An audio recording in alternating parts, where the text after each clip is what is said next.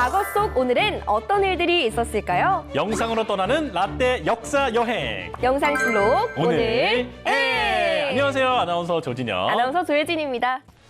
진혁 씨 혹시 이 BGM 아세요? 아, 당연히 알죠. 전국 노래자랑 시작 BGM이잖아요. 맞아요. 저는 전국 노래자랑 하면 당연히 국민 MC 송혜 선생님이 먼저 떠오르는데 전국 노래자랑. 그렇죠. 따따따따따따따. 아, 참 보면 저도 국민 MC로 오랫동안 활동하고 싶다는 그런 꿈을 꾸게 됩니다. 충분히 사랑 많이 받으실 것 같아요. 자, 방송하는 분들이라면 누구나 꿈꾸는 게 아닌가 싶은 생각이 드는데요. 이번에는 송혜 선생님의 이야기를 전해드리겠습니다.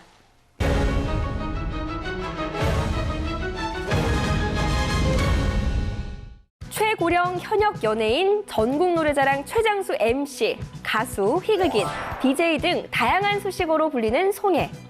1927년 4월 27일 대한민국의 국민 MC 송혜가 태어났습니다. 그는 1955년 창공 악극단으로 데뷔했고 가수로 연예 활동을 시작했는데요. TV 활동이 시작한 후에는 여러 방송사를 넘나들면서 조연급 코미디언으로 대활약하기도 했습니다. 맞아요, 진혁 씨. 근데 혹시 송혜 선생님이 전국 노래자랑 MC를 몇 년 동안 하셨는지 아세요? 그래도 국민 MC 칭호를 받으려면 한 20년 이상은 하시지 않았을까요? 조금 더 쓰세요. 30년? 송혜 선생님이 전국 노래자랑을 맡은 지는 벌써 34년이 되셨다고 하네요. 와, 34년? 네. 이 송혜 선생님은 1960년대부터 활발하게 활동을 이어가는데요. 당시 인기 코미디언이었던 구봉서, 배삼룡과 함께 개그를 선보였고 MC도 맡아서 대한민국의 국민 MC로 발돋움합니다. 그런데 그렇게 승승장구하던 송혜 선생님에게도 시련이 찾아오는데요. 어떤 시련이죠? 1986년에 바로 아들이 오토바이 교통사고로 먼저 세상을 떠난 건데요. 그때 충격으로 17년 동안 맡아온 진행자 자리도 놓고 모든 방송을 중단하시게 되죠. 이 정말 자식을 잃은 그 부모의 그 심정은 어떨지 정말 가늠이 되지 않는데요. 자, 그런 아픔을 숨긴 채 방송에서는 더는 웃을 수가 없으셨겠죠. 네. 그리고 2년이란 시간이 흘렀고 송혜는 아들을 잃은 충격을 잊기 위해 다시 방송을 시작합니다. 그 당시 복귀로 맡은 프로그램은 현재까지 MC로 활약하고 있는 전국 노래자랑이었는데요. 그는 역대 한국의 현역 방송인 역사상 가장 장수하고 있는 최연장자 인물로 최장수 진행을 기록했습니다. 정말 감사는 안 드릴 수가 없는데, 그러니까 평생 뭐 언제까지 또 여러분과 만날지 모르겠습니다만은 그 결론이 날 때까지 저는 안 갑니다. 예, 꼭 여러분들 붙들고 같이 가겠습니다. 손이 안 갑니다. 자, 그럼 이번에는 2015년 역사 속으로 떠나보겠습니다. 네팔의 수도 카트만두 쪽에서 강진이 발생한 가운데 2015년 4월 27일 구조 작업이 시작됐습니다. 강진으로 인한 피해는 점점 규모가 커졌고 사망자도 점차 늘어갔는데요.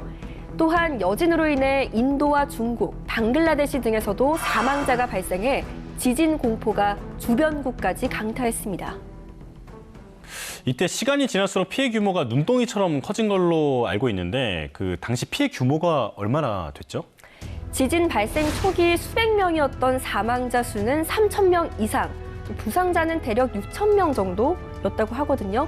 또 여진으로 인도는 67명, 중국은 18명, 방글라데시는 3명이 사망했다고 합니다. 그럼 혹시 우리 교민도 그곳에 있었나요? 네, 안타깝게도 우리 교민도 그곳에 있었는데요. 하지만 다행히도 우리 한국인 가운데 사망자는 없었고 부상자가 3명 정도 있었다고 합니다. 네팔에 체류 중인 우리 국민은 650명 정도. 주 네팔 한국 대사관과 외교 당국이 피해 여부를 계속 확인하기도 했습니다. 유엔에서는 이 강진으로 네팔에서만 660만 명의 이재민이 발생했다고 추산했는데요. 그런데 네팔에도 문화유산이 많은 걸로 아는데 혹시 문화유산이 훼손되진 않았을까 걱정되는데요? 맞아요. 그 지진으로 네팔의 대표적인 문화유산들이 상당수 폐허가 됐는데요. 네팔의 수도 카트만두의 랜드마크였던 다라하라 타워가 무너졌고 세계문화유산에 등재됐던 구충탑이 붕괴, 또 박타푸르 광장, 네팔 왕가가 살던 집터 광장 등이 파괴됐어요. 지진으로 그 인명 피해도 너무 크고 또 문화유산까지 손실됐다고 하니까 정말 안타깝네요.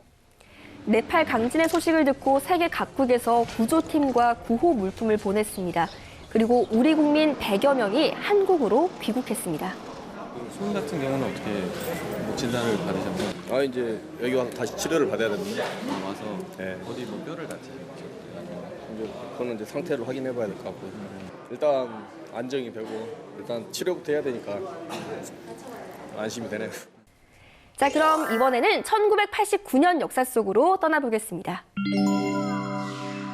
1989년 4월 27일, 정부는 폭등하는 서울의 주택 가격을 안정시키기 위해 분당과 일산에 신도시를 건립하기 위한 계획을 발표했습니다. 이 당시에도 그 서울의 집값이 계속 치솟았기 때문에 그 집값 안정을 위해서 이 주변 도시를 개발한 거잖아요. 맞아요. 그 노태우 정권 시절 우리나라의 신도시 개발이 특히나 많이 발전하고 있었는데요. 사실 분당은 건축법 제40조에 의거해서 건축 허가 제한 지역으로 이른바 성남시 남단 녹지로 불렸지만 정부에서 이 제한을 풀게 되면서 개발까지 쉽게 이루어졌던 거죠. 강남에서 가깝고 또 다른 지역으로 가기도 용이해서 그랬던 게 아닐까 뭐 예측을 해봅니다. 딱 맞추셨네요.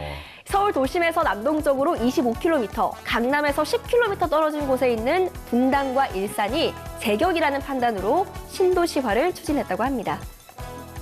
분당에는 10만 5천 세대와 일산에는 7만 5천 세대의 주택을 건설한다고 밝혔는데요. 이후 분당에서는 540만 평, 일산에 460만 평을 신도시로 개발하기에 이르렀습니다. 그럼 이때 당시 교육 환경도 많이 발전했겠는데요? 네, 이 신도시의 강남 8학군 수준의 교육 환경을 조성하는 등 전철과 도로 확장 공사를 했고 교통까지 편리해졌다고 하네요. 그리고 4월 27일에 있었던 또 다른 역사들을 살펴보면요. 2004년에는 우리나라가 자체적으로 만든 로봇 로페즈가 세계 로봇 경진대회에서 1위를 차지했습니다. 오, 로페즈. 어떤 로봇이었나요? 이 로봇은요, 한국과학기술연구원 지능로봇연구센터에서 개발한 것으로 지형에 따라서 모양이 변하는 2개의 트랙을 몸체 양쪽에 탑재했고 울퉁불퉁한 길에서도 시속 5km로 이동할 수 있어서 화재 현장에서 인명구조 같은 위험한 작업을 시키기에 제작했다고 합니다. 그렇군요. 사실 사건, 사고 현장에서 보면 우리 구조대원들의 안전도 중요하잖아요. 정말 대단한 발명이 아닌가 이런 생각이 드네요. 그런가 하면 1791년 4월 27일에 미국의 발명가이자 모스 부호 전신기를 발명한 모스가 태어난 날이기도 한데요. 모스 부호 있죠? 네. 띠띠띠띠띠띠띠. 네, 그 영화 따따따따따따 이거죠. 이거. 그렇죠. 네. 그 영화 엑시트에서 네, 나왔잖아요. 맞아요. 네. 특히 모스 부호 방위 산업에서 많이 사용되기도 했었죠. 이 모스 씨 덕분에 군사 통신도 발전할 수 있었다는 점을 정말 높이 평가해야 되는 게 아닌가 이런 생각이 듭니다. 자, 오늘 저희와 함께 역사를 하나씩 살펴봤는데요. 영상실록으로 만나본 오늘의 과거, 여러분은 어떠셨나요? 그럼 다음 시간 더 알찬 이야기로 만나요.